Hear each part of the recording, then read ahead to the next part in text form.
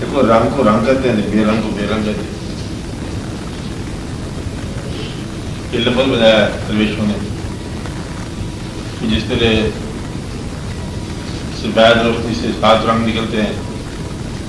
Scientific ہے نا. آپ نے دیکھا کبھی اسپیکٹرم دیکھا؟ پرزم سے جب لائٹ گزاری جائے اس کے آگے 7 رنگ، جیسے آسمان پر موسم خدا ہوتی ہے وہ الگ آسمان پر رنگ تو کوئی نہیں، کوئی رنگ 7 ہو. وہ کتنے رنگ ہوتے ہیں آسمان پر؟ دیکھا کبھی آپ نے کتنے رنگ ہوتے ہیں؟ کون سی خدا دیکھی ہو گئی؟ وہ کیا ہوتی ہے؟ رینبو ہوتی ہے. ہاں اس میں رنگ ہوتے ہیں. تو کبھی غور سے دیکھو تو 7 رنگ ہیں. کتنے رنگ ہیں جس کا رنگوں کا پتہ ہے کون کون سے ہیں؟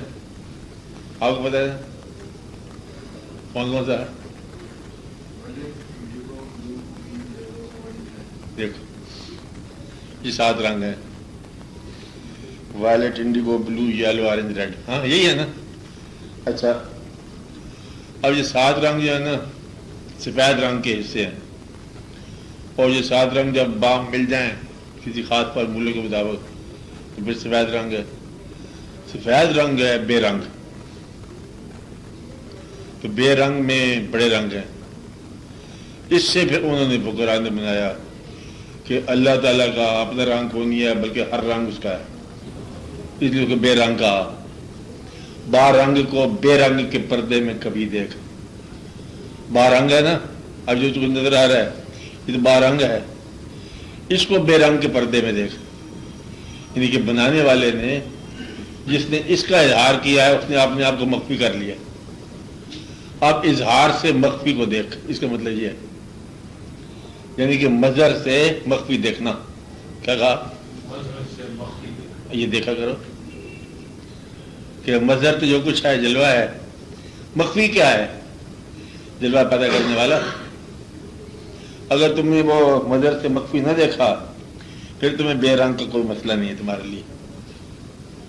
بے رنگ کا مطلب کیا ہے؟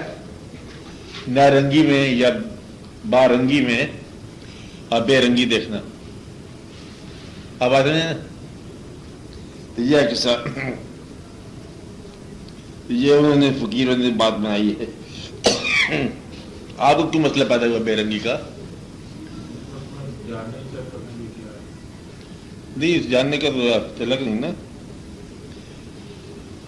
اس لیے وہ جو لوگ ہوتے ہیں نا جو اللہ کے تقرب میں چل جاتے ہیں وہ رنگوں سے پھر بھاگتے ہیں. یہ ہوتا ہے نا کبھی آپ کبھی زیادہ اہل ذکر جو حضرات ذکر کرتے ہیں ہلکا ذکر، پھر مراقبہ کرتے ہیں نا، مراقبے میں رنگ دیکھتے ہیں. وہ نور کے ساتھ تشبیہ کر دے کہ رنگ دیکھا، نور دیکھا. تو پھر جو زیادہ اللہ کے تقرب والے ہیں وہ کہتے ہیں کہ یہ رنگ جو ہے نا دراصل یہ آپ کا ہے، اللہ کا رنگ جو ہے نا وہ بے رنگ ہے. آپ کو ایسے نہیں سمجھائی؟ مقصد یہ کہ اس کے بارے میں ایک اور بزرگ نے کہا جس طرح ہر صورت ہے، صورت جو ہے نا یہ اظہار ہے صورت بنانے والے کا. چہرہ جو ہے نا اظہار ہے چہرہ بنانے والے کا، اور بنانے والے کا اپنا چہرہ کو نہیں، اور یہ سارے چہرے اس کے اپنے ہیں. آپ بات سمجھیں نا. اس کو مصرع کہا حضرت پیر میر علی شاہ صاحب نے کہ دس صورت راہ بے صورت دا. کیا کہا؟ دس صورت راہ بے صورت دا، پر کم نہیں بے سوجت دا. یعنی کہ ناسمجھی کا کام نہ کرنا. بے سوج آدمی نہیں سمجھ سکتا. یہ ساری صورتیں جو ہے نا بے صورت کا راہ ہے. کہ ہر رنگ جو ہے نا یہ بے رنگ کے راہ بتاتا ہے. آپ بات سمجھ رہے ہیں نا. اس لیے پھر وہ مراقبے سے پھر نکال دیتے ہیں دیکھو کہ تم اس کا راستہ دیکھو، اس کو رنگ دیکھو، اس کا اپنا رنگ جو ہے نا وہ رنگ کو نہیں ہے. اور جس بے رنگ کو پتہ ہے پھر عربی میں کہتے ہیں صبغۃ اللہ. کیا ہے؟ صبغۃ اللہ ومن احسن من اللہ صبغہ، کہ اللہ کا رنگ جو ہے نا سب سے اچھا رنگ یہی ہے، اور وہ رنگ کیا ہے؟ بے رنگ۔ اس رنگ کو، بے رنگ کو صبغۃ اللہ کہتے ہیں، اللہ کا رنگ۔ بات سمجھے نا؟ اللہ کا رنگ جو ہے نا وہ بے رنگ ہے۔ مطلب یہ ہے کہ اللہ کا اپنا چہرہ نہیں ہے، ہر چہرہ جو ہے نا اس کا اپنا ہے، اس لیے وہ چہروں سے بے چہرہ کو دیکھنا، صورت سے بے صورت کو دیکھنا، اور مظہر سے مخفی کو دیکھنا، یا یوں کہو کہ صفت سے ذات کو پہچاننا۔ کیا کہا؟ صفت سے ذات کو پہچاننا، یہ بے رنگی ہوتی ہے۔ تو صفات جتنی بھی ہیں اس کائنات میں کارگر ہیں، ان کے پیچھے ذات ہے۔ تو ہم صفات کو دیکھتے رہتے ہیں، ذات کو بھول جاتے ہیں۔ جھگڑا اس کے ساتھ ہے، جس نے ظلم کیا، اس نے زیادتی کی، چور صاحب مال لے کے چلا گیا نا، یہ ساری صفات ہے۔ ذات کیا ہے؟ عمل اس کا۔ اس لیے آپ عمل سے نہ جھگڑا کیا کرو، لڑنے والے سے مت لڑا کرو، دیکھو کہ عمل کس کا چل رہا ہے۔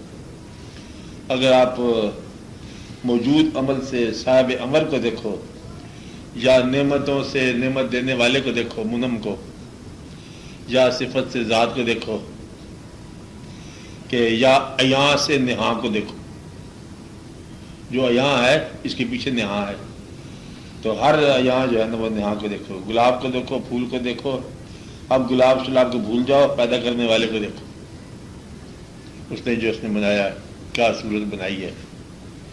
یہ ہوتا ہے مطلب بے رنگ کا سفر۔ پھر آپ کو کیا ضرورت ہے؟ ہاں، کسی کا لفظ ہوگا نا۔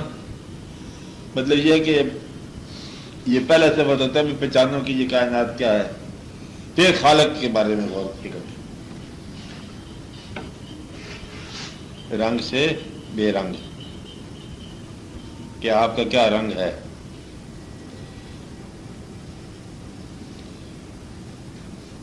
اس کو بولتے ہیں بے رنگی۔ اور دوسرا اس میں یہ ہوتا ہے ایک اور مقام، رنگ ان طریقتوں کو بھی کہتے ہیں،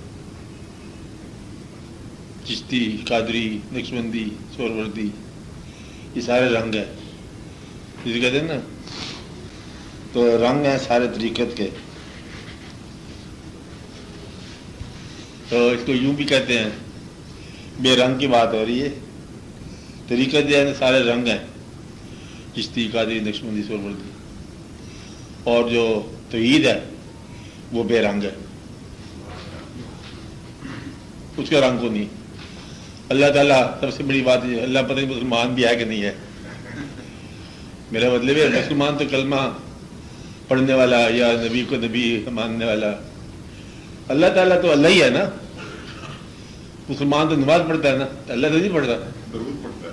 میرا مطلب درود پڑھنا اگر مسلمان ہے تو پھر تو بڑے اچھی آپ مسلمان ہو سکتے ہو، تو نماز میں اچھا، اس میں اللہ جو ہے نا وہ اللہ ہے۔ تو یہ جو ہمارے رنگ ہوتے ہیں طریقت کے، تو اللہ والوں کا رنگ نہیں ہوتا۔ ہم شریعت والے لوگ ہوتے ہیں، شریعت کے رنگ ہیں، طریقت کے رنگ ہیں، چشتی رنگ ہے، قادری رنگ ہے، نقشبندی رنگ ہے، شیعہ رنگ ہے، سنی رنگ ہے، جو بھی رنگ ہے، لیکن اللہ کا رنگ جو ہے نا وہ ہے بے رنگ، اس میں کوئی طریقہ نہیں ہے۔ اللہ کا مذہب بھی نہیں ہوتا، مذہب اللہ کی طرف سے ہوتا ہے، اللہ کا اپنا مذہب نہیں ہوتا۔ اللہ کیا لوڑ ہے مذہب کی؟